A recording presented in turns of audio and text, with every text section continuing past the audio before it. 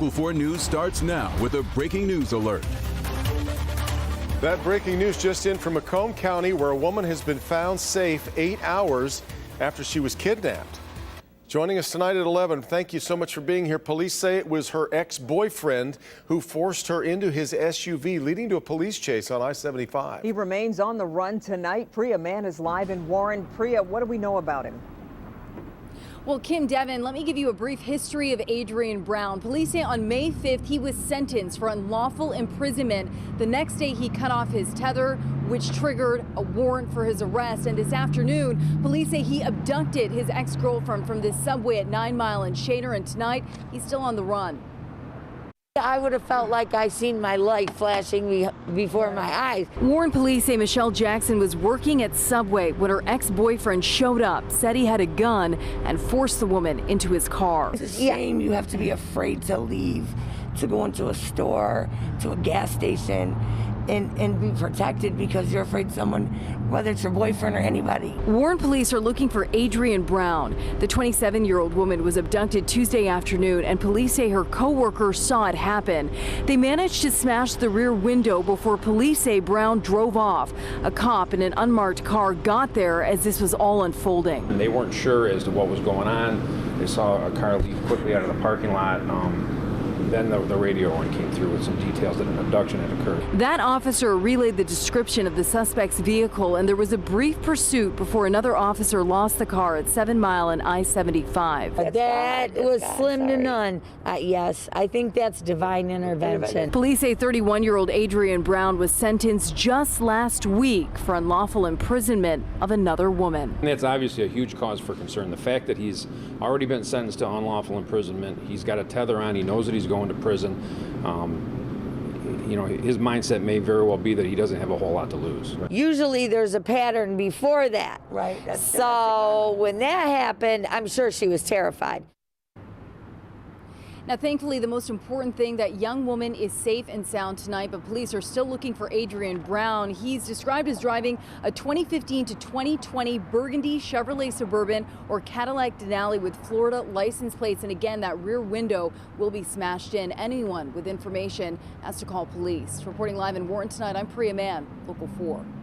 Priya, thank you. And we are also following breaking news on Detroit's west side, where 2 people have been shot, including a teenager. That teen survived, but the 21-year-old man he was with was killed. Let's get to Tim Pamplin on the scene with the night cam. Tim. The manhunt continues. Police have their long guns out. This is LaSalle in Clements. That's just northwest of the lodge in Davison. I'm being told a 21 and a 17-year-old have been shot. The 21-year-old fatally. His body's still laying in front of the townhomes up here. The 17-year-old managed to get himself down the alley up there, where medics were able to pick him up and get him out of the hospital. I'm being told the 2 young men were coming into these homes over here to pick up a bag of marijuana. When they arrived, they were met by a barrage of gunfire. One neighbor told me it sounded like 25 or 30 rounds were going off. That is the scene on LaSalle with a night cam. Right. Tim Pamplin, Local 4. Updates on that in the morning. All right, Tim. The Canadian energy company Enbridge has been ordered by Governor Whitmer to shut down its controversial Line 5 pipeline this week. And now she's threatening to seize the company's profits if it keeps operating the line under the Straits of Mackinac. Mara McDonald live downtown. Mara, realistically, that pipeline is not getting shut down tomorrow despite this order. Devin, exactly. So here's what essentially Enbridge has said. Unless it gets a court order from a federal court saying that that's got to happen, they're not shutting anything down, and it certainly does not appear that there are any court orders on the horizon. Let's talk about this. Enbridge's Line 5 runs under the Straits of Mackinac, and both the governor and Attorney General Dana Nessel campaigned on shutting down the 68-year-old pipeline, which they believe poses a serious threat to the Great Lakes. The company had entered into a deal with former Governor Snyder to build a tunnel around the pipeline and is fighting Whitmer's shutdown order. And then you have the government of Canada furious at Whitmer because it would cut off about half of the energy supply for central Canada.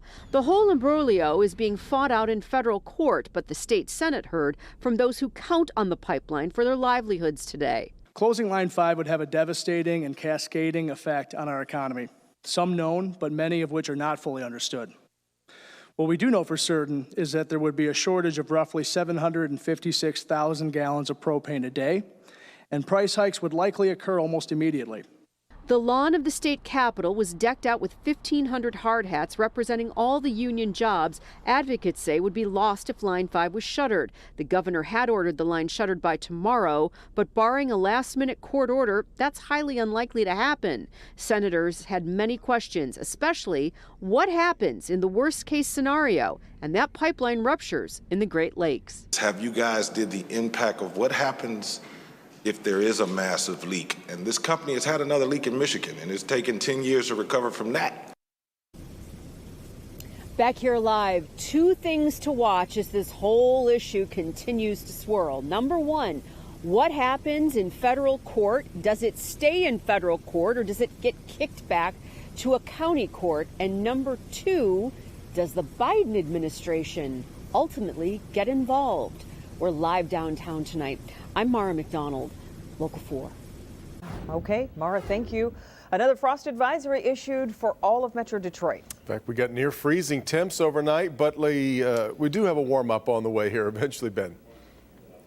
That is true, guys. In fact, tonight is really the coldest that we'll have to contend with going forward, and it all gets warmer from there. Even tomorrow afternoon, we're going to see some noticeably warmer highs, but not going to help us walking out the door tomorrow morning. Here are the numbers that we're looking at currently, already into the 30s there in Ann Arbor.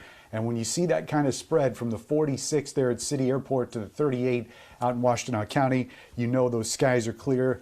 Winds are light, and we're getting even colder tonight. That's why that frost advisory in effect overnight until 8 a.m. on Wednesday. That's when we're going to see our coldest temperatures. And you can see by 4 a.m., some of these numbers are probably going to get close to 32 there in parts of Livingston County especially. And then that spreads across parts of the west and north zone, most of the south and metro zone not going to 32.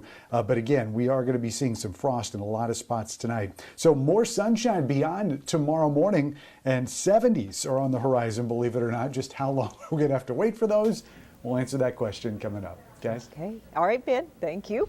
Moving to the coronavirus now, as the focus remains on getting as many people vaccinated as possible. President Biden announcing today Uber and Lyft will give free rides to vaccination sites starting later this month. Meantime, Michigan reports 1,992 new cases over the last 24 hours and 99 more deaths due to the virus. The American Academy of Pediatrics reports kids and teenagers are nearly 1/4 of the new COVID cases in the U.S. right now. Governor Whitmer says the state will immediately focus on getting people as young as 12 years of age vaccinated once they're eligible. That's going to be our next big push, and so we want to enlist the support and help of parents and educators to make sure that we get to these goals so our kids can be safe and back in school universally come this fall. The CDC advisory panel meets tomorrow to discuss younger people getting the vaccine. If they do recommend its use, children as young as 12 could get the vaccine starting Thursday of this week. A report finds the University of Michigan knew about and could have stopped sexual abuse by the late former Dr. Robert Anderson. The report found at least 20 occasions where alleged victims told school staff about Anderson's actions. According to the report, officials, including football coach Bo Schembechler, knew about the complaints but did not act on them.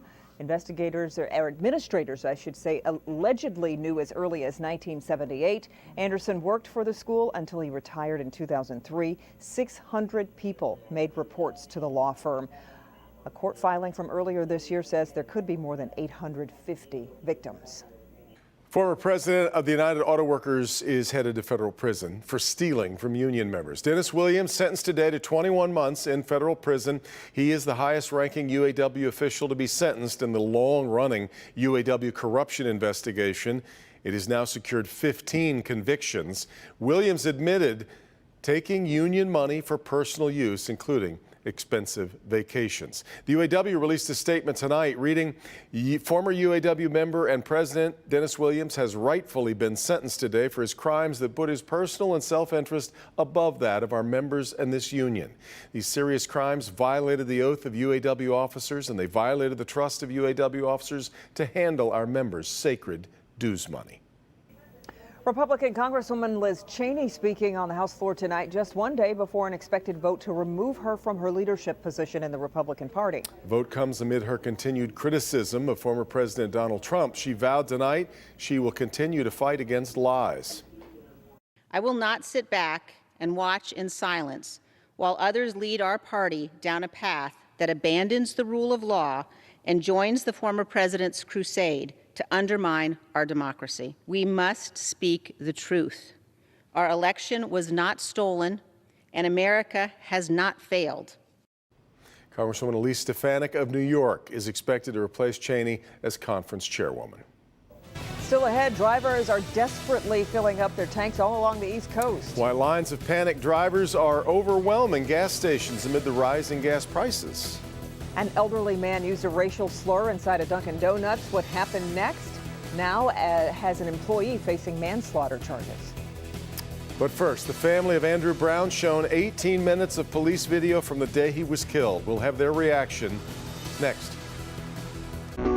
Handshakes, heartfelt hugs, even blowing out your birthday candles. There's one. The pandemic may have changed these cultural norms forever. It's not the hand contact per se that's often the issue. It's what we do with our hands after.